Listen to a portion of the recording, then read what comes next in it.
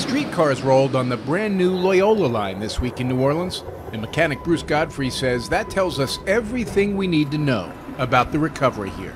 We're not only back to pre-Katrina levels, I think we've moved forward. We now have a new line that wasn't here when Katrina hit. So Katrina's behind us. When Hurricane Katrina hit 7.5 years ago, Godfrey's home was swamped by floodwaters.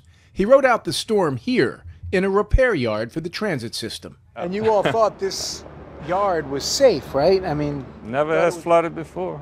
It did this time, submerging buses, and 32 streetcars were lost. I actually stayed here and watched them go underwater, and it was a helpless feeling. Didn't know if I'd ever see them again. It took 1.5 years to replace the wiring and rebuild each mahogany seat by hand. Now the cars, like the city itself, are back on track. Katrina is still more than just a memory in the lower Ninth Ward. Abandoned homes and empty lots still scar the area. But tourism, trade, and oil have given the city a strong economic foothold. Sales tax collections are up 15% in the last 2 years, 6% higher than before Katrina.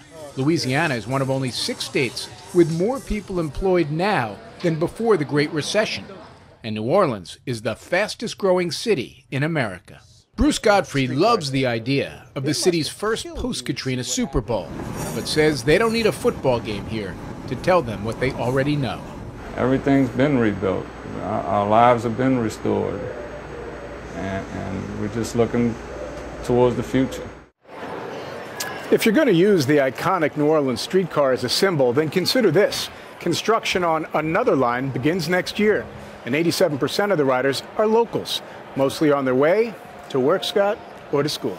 Nice story, Jim. Tell me, what does being on this national stage mean for the folks in this town? Well, I think Bruce Godfrey, our mechanic, said it best. Hey, we've been recovering for a couple of years. It's only because of all the focus on the city, because of the Super Bowl, that the rest of the country is now finding out about the miracle of economic recovery here. Thanks, Jim.